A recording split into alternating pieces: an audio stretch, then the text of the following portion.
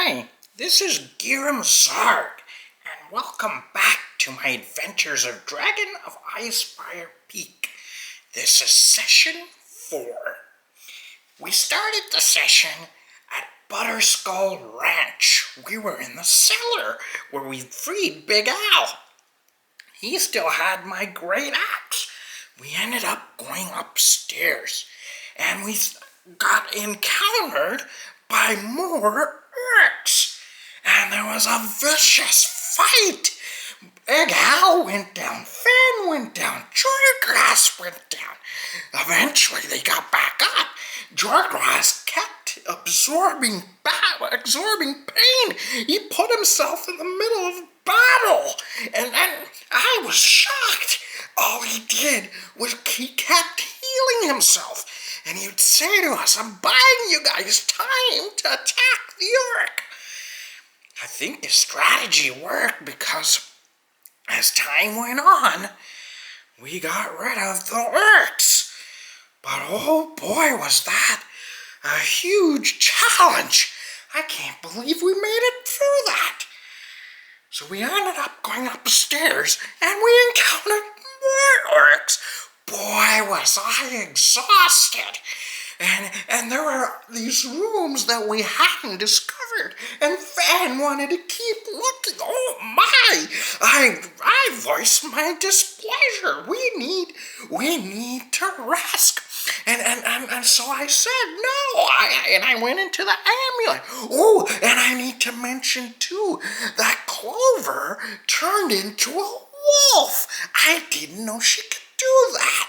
Oh boy, and then she was growling, and I don't know if that was wolf talk or if that was tiefling talk, but wow, she created quite the ruckus. It's nice being beside a wolf. Sometimes they attack us goblins, but most of the time we can scare them off, yeah.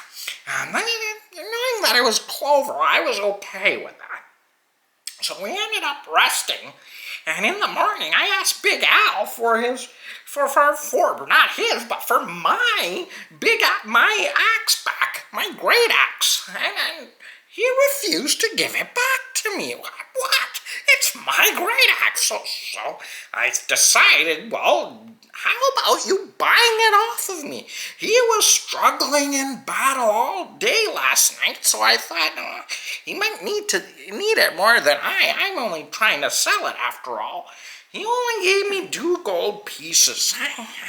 With everything we'd been through, I didn't feel like fighting with him over that, so I didn't even take it. He ended up giving it to Jorgras. That's okay, I'm fine with Jorgras having it. He's been very helpful to me. Big Al also gave Jorgras some special armor. I think I heard them say it's mithril armor. But I can't know for sure. But we also got stronger. And when I was sleeping, I didn't sleep in my amulet. And I slept beside Jorgras. And the genie visited me. But this time, the genie didn't do anything terrible to me. But it just felt as bad. In fact, it felt worse. He said he didn't need to do anything terrible to me. There's nowhere I can go. There's nothing I can do. He said he was going to get me to do a favor for him. And I said to him, I don't want to.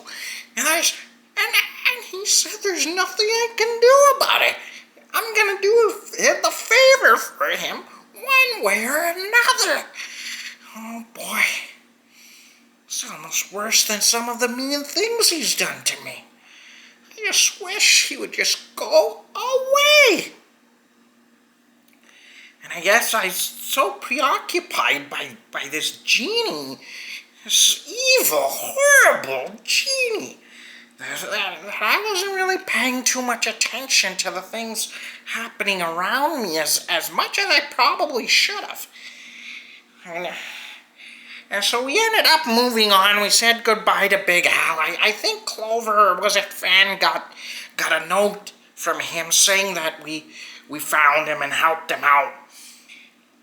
And as we moved on, and again, I forget where we were going. I think we were supposed to go to Fandalin, but next thing I know, we didn't kill all the orcs. A couple of them escaped, bloodied and bruised, and we were following their tracks. And I think I heard somebody mention the Shrine of Severus or something like that. And we ended up coming across, and I didn't really get a good picture, but it looked like a giant castle or something like that. And so I came up with a plan. You see, we goblins, we can be really, really smart. At times, people don't realize just how intelligent we are. So the plan I came up with was, since Clover can change into, I guess, animal shapes. I don't know how she does it, but I suggested maybe she'd change into an animal.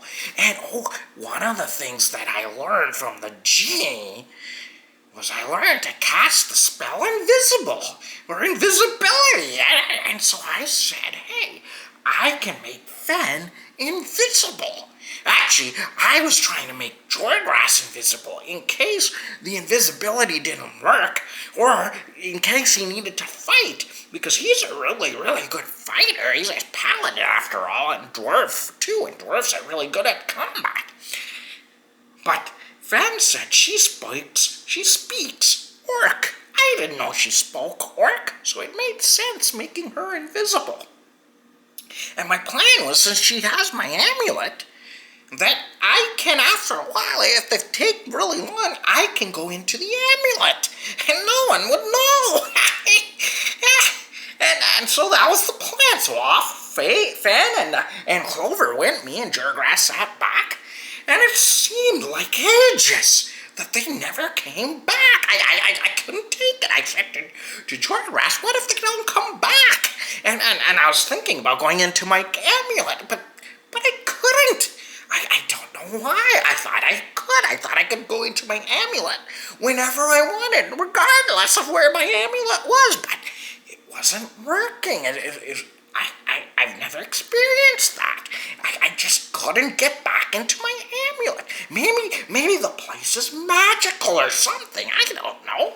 I have to look into this a bit more, why I couldn't get into my amulet. And so me and Jorgras decided that, hey, actually it was Jorgras's plan to try to sneak in to this, whatever this thing was, a shrine or was it a castle? I don't know. And see what's going on with Faen and Clover. And as we got closer, a couple of orcs saw us. Oh boy, that blew our cover. And all of a sudden, next thing we know, we're in the middle of a battle. And oh my gosh, there were so many orcs. Then there were these things called ogres. Oh boy. And they were vicious. And we were outnumbered. And after a while, I decided that, oh boy, we're really getting it. And I took a big hit from something. I don't even remember what hit me. And next thing I know, I'm back in my amulet. This battle was too much for me. And I think it was Faen. She'd be knocked down. And oh boy, but I just couldn't take it anymore. I kept hearing my party, and I was scared. And when you get scared, it's never a bad idea to run away, especially when you're outnumbered. And boy, were we outnumbered. I think there were like 3 ogres. They were huge. And so I decided my party needed me. And what if my party didn't make it? What if these ogres or even the orcs, or was there worse, got hold of the amulet? Oh boy, what if there's anything worse than a genie? I don't know. And I can't just leave my party. So eventually I came out. And I saw, just as I came out, I saw Clover. She got whacked hard. I think it was by an orc. And hovering near her was an ogre. And next thing I know, I'm attacking the ogre. And that's the last thing I remember. And it was Faen this time that saved me. Faen, she's always nice to us. And I just don't know what happened. And then there's Falcon. Falcon came back. We stayed at his lodge. And Clover rode his horse. And boy, was Clover happy to see Falcon. And we were all there. No one was gone. And somehow we won the battle. And there was talks about moving on, finding out more. And no, we need rest. I was spewing blood, and Clover didn't realize that I fought the ogre. That was about, I don't know what I was going to do to her. She didn't even notice. So I kicked her in the shin because she thought I did nothing. Well, Falcon wasn't too happy. He thought we created the mess. And then Faen and Clover questioned us. What were you doing? They said they had everything under control. They had scouted everything. And we said you had to return. They said you only gave us 5 minutes. It felt like eternity. And when you care about your party members, it's really hard not to get anxious about these things. But right now, all I want is rest. Everything else can wait. Oh boy, am I beat.